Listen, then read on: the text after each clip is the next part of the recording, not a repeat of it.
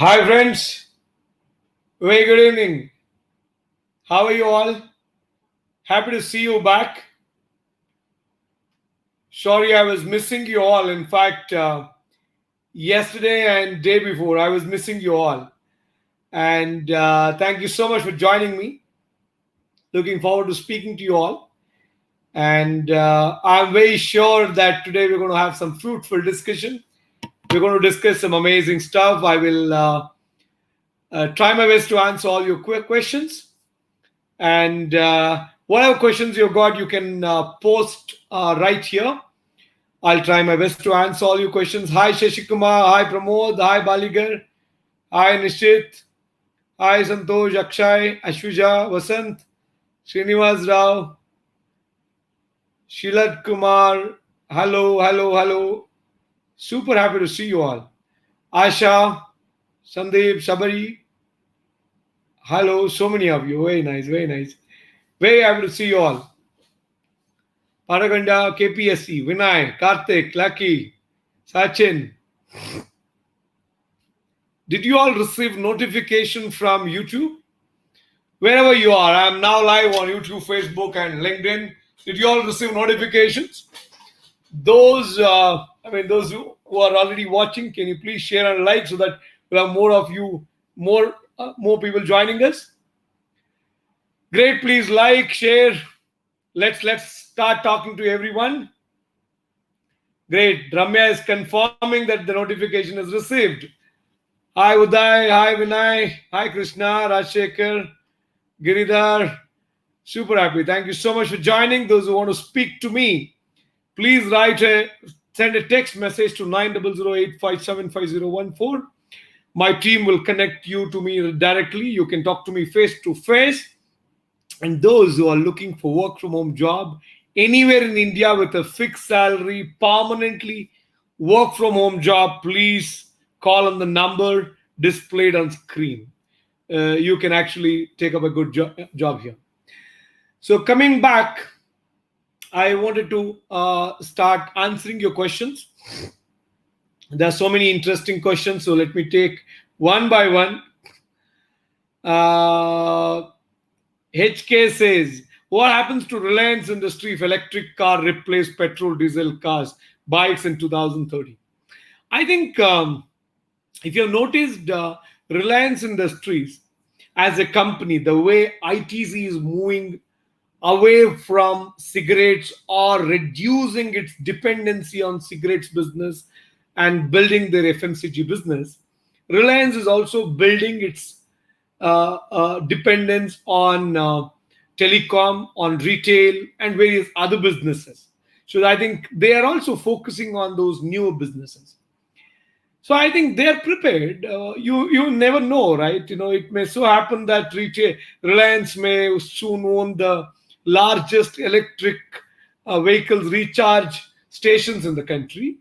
Reliance may even come up with various other innovations. In fact, they had other plans as well. So I think as a company, Reliance Industries, you're seeing that their dependence on petrol, diesel, petroleum is going down every year. So I think nothing to worry as investors. Of course, today what happens is, the stock growth may reduce. I'll tell you why it may reduce. Because what happens now, they are seeing that booming profits and increased revenue in telecom and retail, but then proportionately petroleum may go down over the years, which in turn may not show a bigger growth. That's why now they are trying to list their other ventures as well in the market so that they may probably independently trade these stocks. Let's see what happens.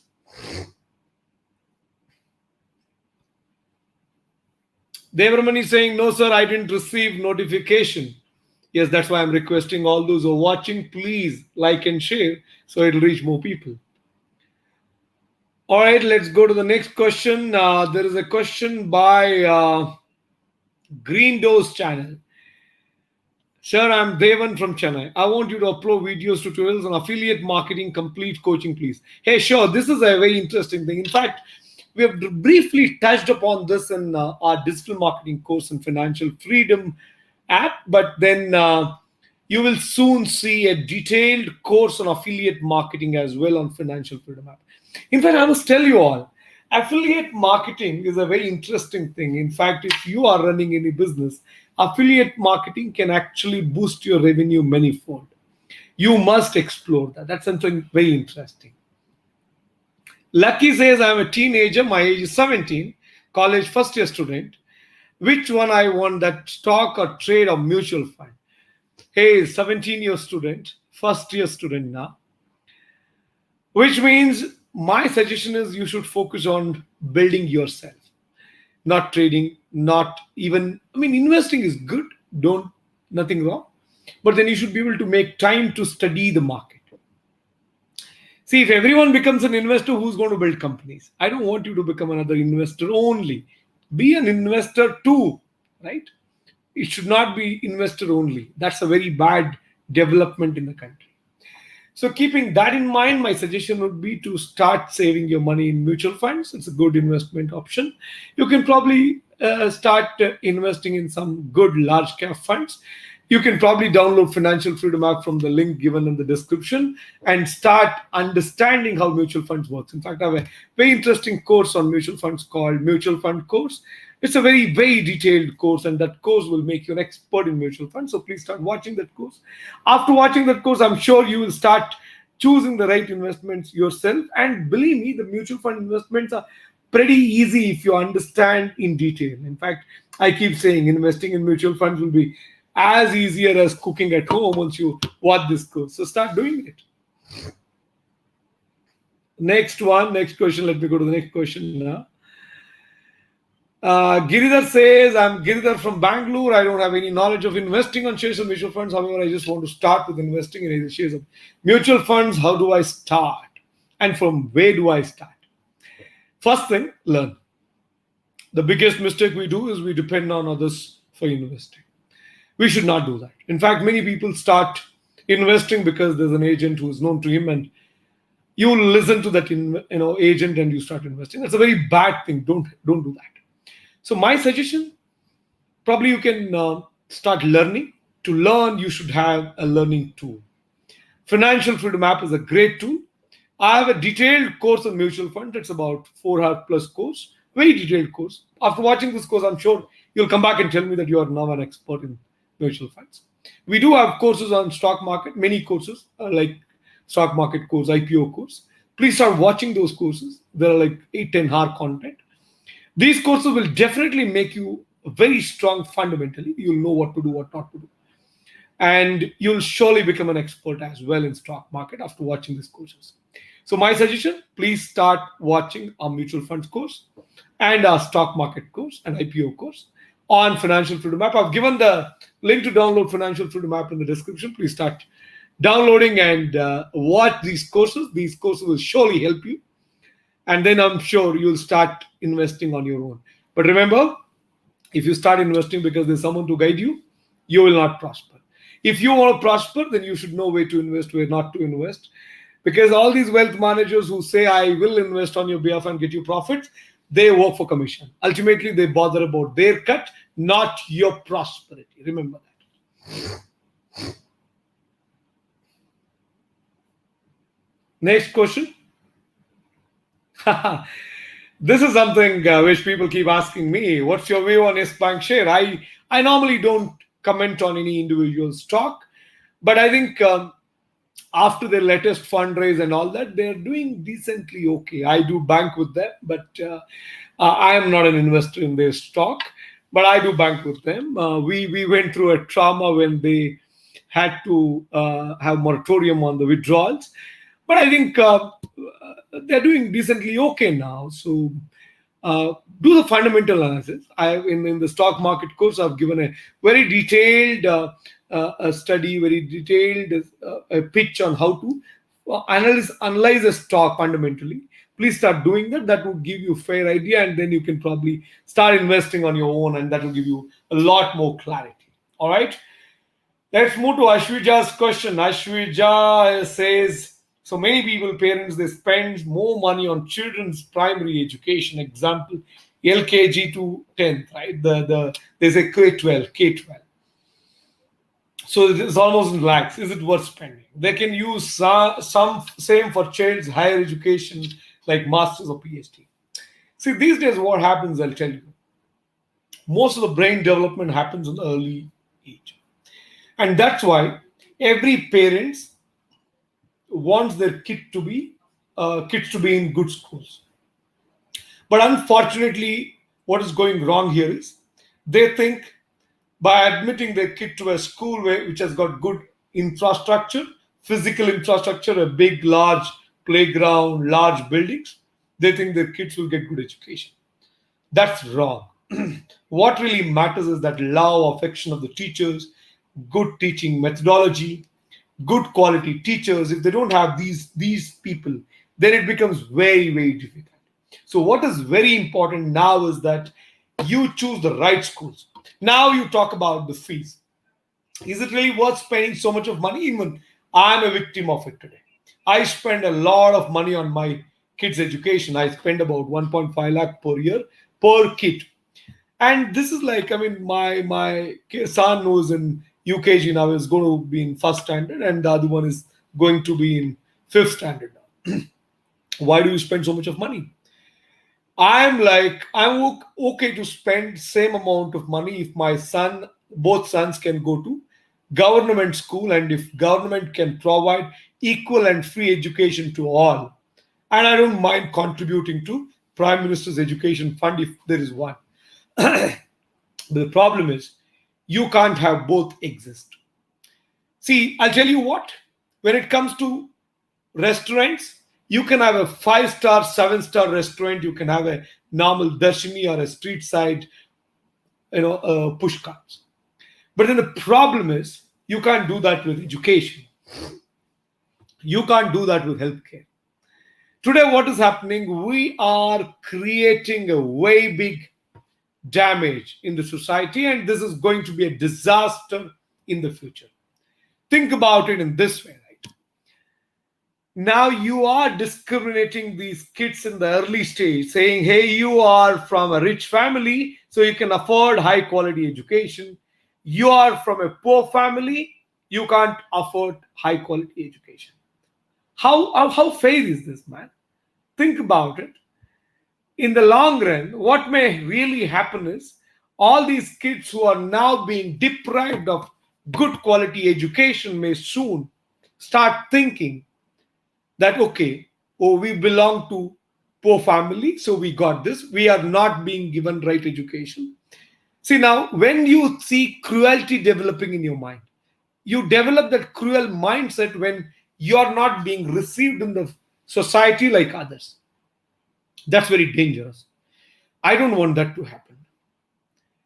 So I think the solution here is whether parents should spend or not. No, that's not the problem. That's not to be debated.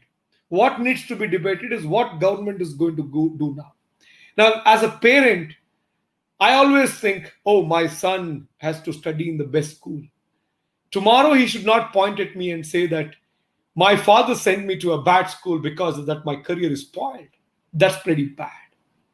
Because of that, my suggestion to everyone, all parents, think how we can lobby together with the government to nationalize education. Can they nationalize education? All these governments and political netas who claim that they are that, they are this, they are big, they have done that, this, all bullshitting, let them stop. Let them do this one thing. Let them nationalize education. Believe me, most of the problems in the society will end. Crime rates will go down. Cruelty in the society will go down. If they truly care for the society, if they truly care for our next generation, then I want them to nationalize education. That's the only solution. So as long as there's an option, it is an aspirational thing. Education is truly an aspirational thing. So every parent wants their son or daughter to be in the best school. But I've seen some of my good friends, they're now homeschooling their children until they complete 5th standard, 7th standard, which is a very good development. But the problem is, how many people can really afford? Like in my case, I mostly spend most of my time at work or in work. But in case of my wife, though she is a housewife, she has to take care of my 3 children. It's not easy. It's very difficult. Now, in between, if she has to take care of tuition, that's going to be very tough. So everyone has got these challenges. How many farmers can really afford homeschooling? That's not something possible, easy. So considering that, my suggestion, it is only possible to end this problem with K-12 only when we lobby with the government and nationalize education. And that's possible, by the way. Many people think, hey, do you think all these schools and colleges will give away their infrastructure to the government? Yes, they have to. You know why? Because I don't know who has done it, but in the past, they've done it really well. They've thought through it. The rule is that you can't set up an education institution in the name of a private limited company or a proprietorship business or a firm name. You can run education institutions only in the name of a society, foundation, or a trust, which means all these belongs to public. These are public properties. If it's a public property, government can take over any time and run it. That's possible. So let's see. I don't know how many inch leader we need, how many inch of chest a leader should have to make it happen. I'm really curious to see that. If that can be done, believe me, Indians will make that person the god. The leader who will nationalize education and healthcare will become the new god which every Indian, irrespective of the caste, creed, religion, will worship. We need to get that leader. If that happens, I think all of us can even pay slightly higher taxes. I think it's okay to pay 28% GST in place of 18% if they say they will give us free and equal education, free and equal healthcare. If they can do it, I'm willing to pay 28% GST. I'm willing to spend, instead of 30% personal income tax, maybe 35 or 40%. It's okay. Yeah. Take care of my healthcare, take care of my education. Rest, we will manage. That's okay. The next question.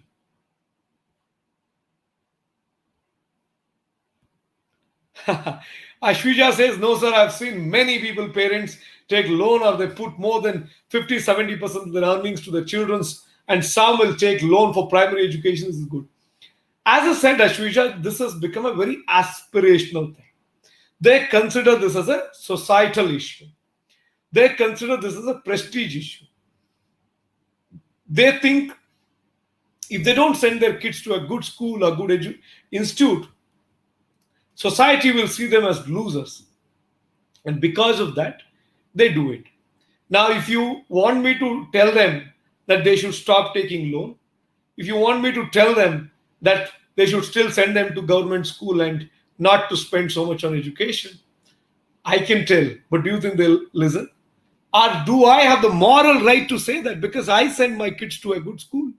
I pay a lot of fee. Do I have the moral right to say that? Just because I earn more, I am spending. Just because they are not earning more, should they not spend on their education, kids' education? They do have rights.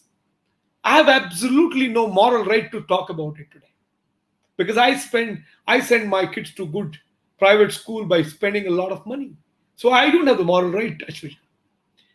If I would have probably gone against these normal tide and said, I send my kids to government schools, then probably I would have had that moral right. But yes, I've gone to government schools. Throughout my education, I've done everything in government schools and colleges.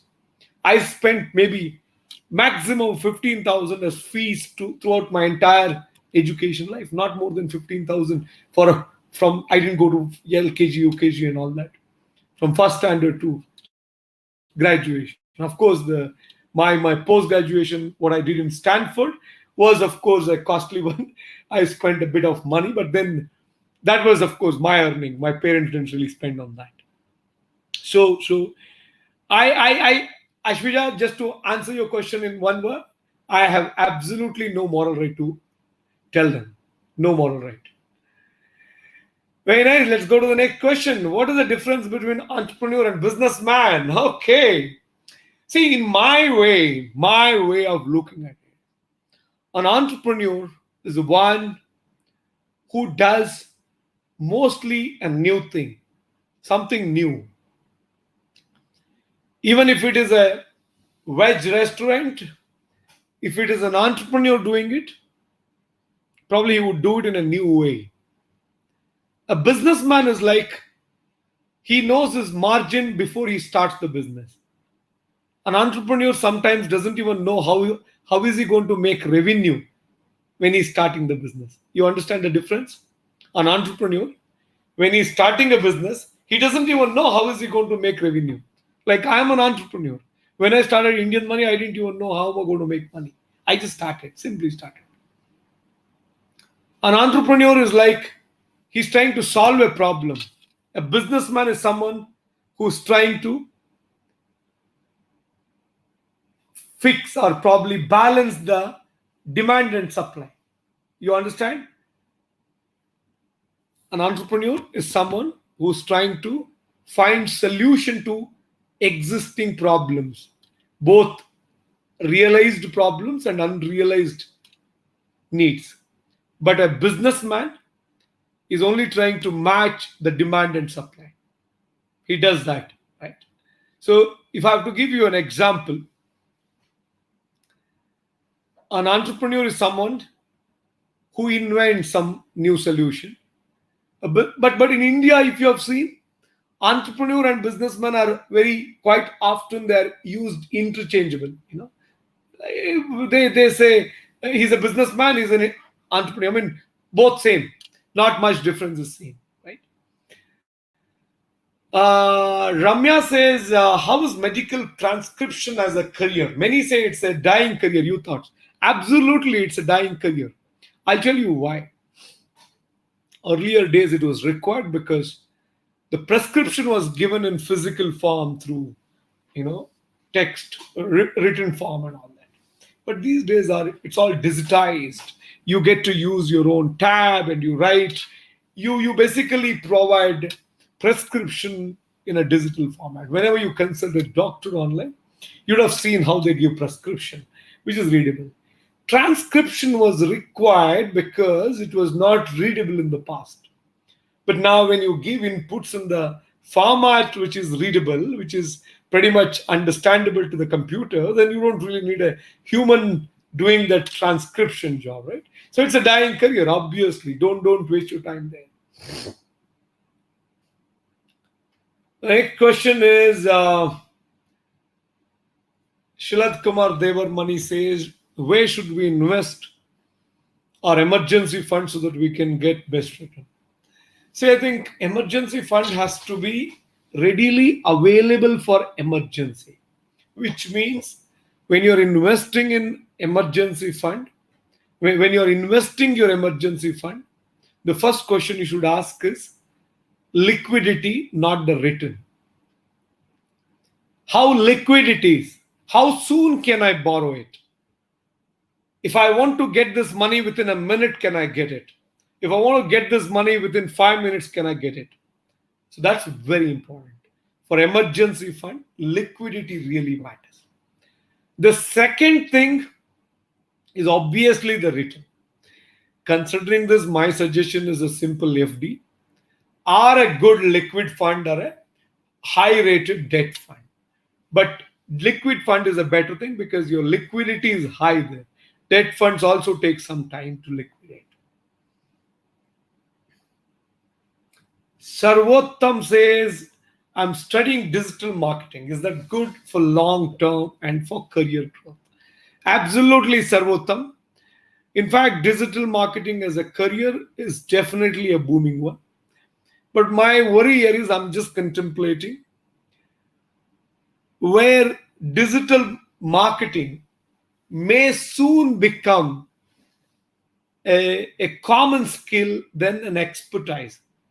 You understand the difference? Like my ability to talk, my ability to use a mobile phone. Now, do you consider, hey, I know to use an Android phone, is that an expertise? No, it's a simple skill now. Similar way, digital marketing soon may become another skill, not an expertise. Why do I think so? It's because today our youths, they're born with social media, right? They start using social media. Like my son, even the 5-year-old one, he's like, as soon as we click a pic, he says, Papa will upload it to Facebook, will upload it to Instagram. They're so quick, right?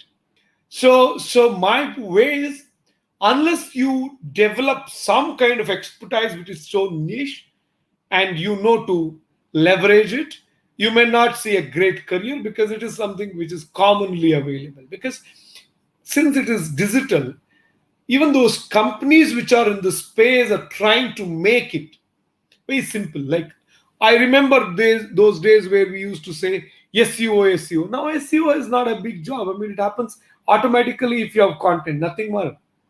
So I think it's all about that, right? Great. Friends, it was great talking to you all. I know that it's a 30-minute show, gets over so fast, but I truly enjoy talking to you all every day. I hope my answers have helped you. Since I have my Kannada live from 9:30, I have to go now. But remember, I'll be back tomorrow at 9. I'll answer all your questions. If you want to speak to me directly tomorrow, you can talk to me or by sending a quick message to 9008575014. My team will connect you to live directly to speak to me. And if you have not yet taken subscription to Financial Freedom app, download Financial Freedom app from the link given in the description box. If you're looking for a work from home job, please call on the number given in the in the window. Please call on that number. My team will connect you to the right people and they will guide you.